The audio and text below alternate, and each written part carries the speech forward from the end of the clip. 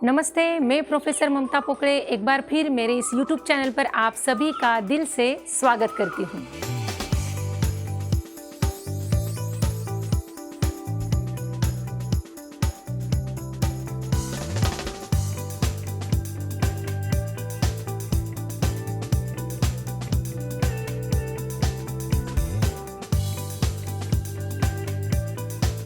आज हम बात करने वाले हैं आत्मविश्वास यानी सेल्फ कॉन्फिडेंस के बारे में। जी हाँ, ऐसा नहीं है कि इसके बारे में हमने पहले कभी सुना नहीं है या इसके ऊपर कभी बात नहीं की है, आप भी ज़रूर जानते होंगे।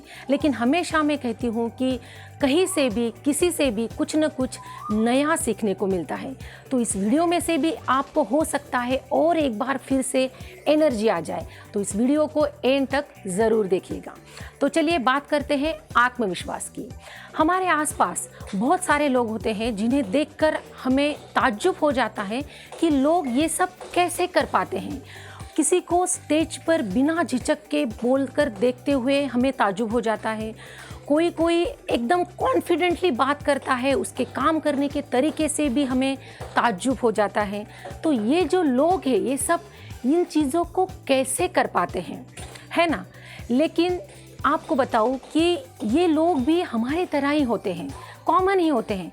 बस एक बात उनमें होती है और वो है सेल्फ कॉन्फिडेंट यानी आत्मविश्वास। आत्मविश्वास होना बहुत ज़रूरी है, खासकर जिस युग में हम जी रहे हैं। आजकल ये बात हर किसी में होना बहुत ही ज़रूरी है। एग्ज़ाम के तौर पर अगर कोई स्टूडेंट कॉम्पिटिटिव एग्ज़ाम दे रहा है तो वो राइटिंग एग्ज़ाम में टॉप कर जाते हैं, लेकिन जब फेस टू फेस इंटरव्यू की बारी आती है तब कहीं ना कहीं वो फेल्यूर हो जाते हैं। क्यों? क्योंकि कॉन्फिडेंट की उनमें कमियां होती हैं। तो क्या होता है आत्मविश्वास, क्या होता है सेल्फ कॉन्फिडेंस? सेल्फ कॉन्फिडेंट आत्मविश्वास यानी जो भी काम हम करते हैं वो बिल्कुल सही है, ये खुद को फील होना अंदर से कि मैं जो कर रही हूँ बिल्कुल सही है, इसे मानना यानी होता है आत्मविश्वास। एकदम आसान भाषा में बताया जाए तो खुद का विश्वास जो होता है उसे कहते हैं आत्मविश्वास यानी सेल्फ कॉन्फिडेंस। अब इम्पोर्टेंट बात यह है कि ये आत्मविश्वास आता कहाँ से है, राइट। तो एक स्टोरी, काल्पनिक स्टोरी से मैं आपको बताना चाहूँगी कि एक गांव में एक भेड़ बकरी चराने वाला रहता है और वो भेड़ बकरी चराने के लिए जंगल की तरफ जाता है। तो वो भेड़ बकरियों में अचानक से एक शेर का बच्चा जो रास्ता भटक जाता है और उनमें मिक्स हो जाता है।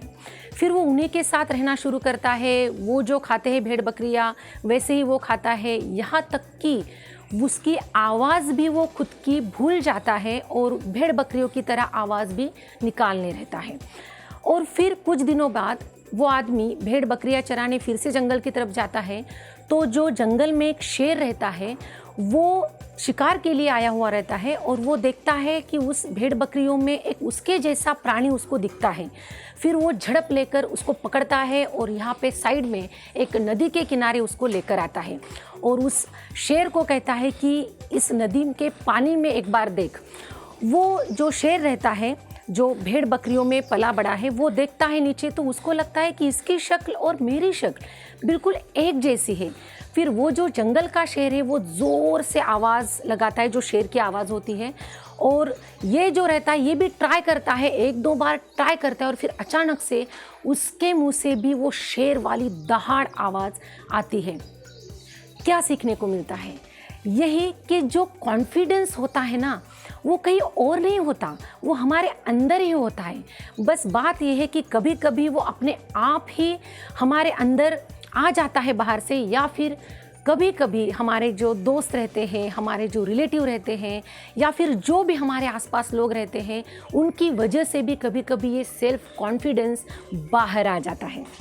आत्मविश्वास में बहुत ताकत होती है।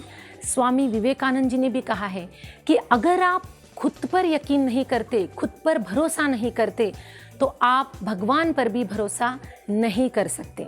जी हाँ, ऐसे बहुत सारे सक्सेसफुल लोग हैं जिन्होंने केवल आत्मविश्वास के बल पर बहुत कुछ कठिनाइयों का सामना कर कर बहुत कुछ हासिल किया है। इनमें से एक है सोइचिरो होंडा। जी हाँ, टू व्हीलर व्हीकल के जापान के बादशाह। सोइचिरो बहुत गरीब घर के थे। उनके पिताजी की एक साइकिल रिपेयरिंग की एक शॉप थी जहाँ पर वो अपने पिताजी के साथ थोड़ा वक्त भी गुजारते थे और कभी कभी थोड़ा बहुत काम भी कर लिया करते थे, और उसकी वजह से उनके हाथ पर या नाक पर भी कुछ काला लग जाता था, तो स्कूल में बच्चे भी उनको काली नाक वाला कर कर चिढ़ाते भी थे।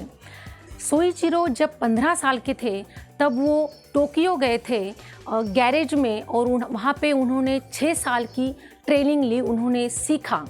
वहाँ से फिर वो वापस आए और उन्होंने एक पिस्टन रिंग मैन्युफैक्चरिंग की कंपनी शुरू की, और वो टोयोटा कंपनी को ये पिस्टन रिंग का सप्लाई किया करते थे। लेकिन वहाँ के भी जो इंजीनियर्स थे वो भी उनका मजाक उड़ाते थे क्योंकि उनकी डिज़ाइन थोड़ी अलग थी और टोयोटा कंपनी के एक्सेप्टेशन जो थी वो अलग से डिज़ाइन की थी।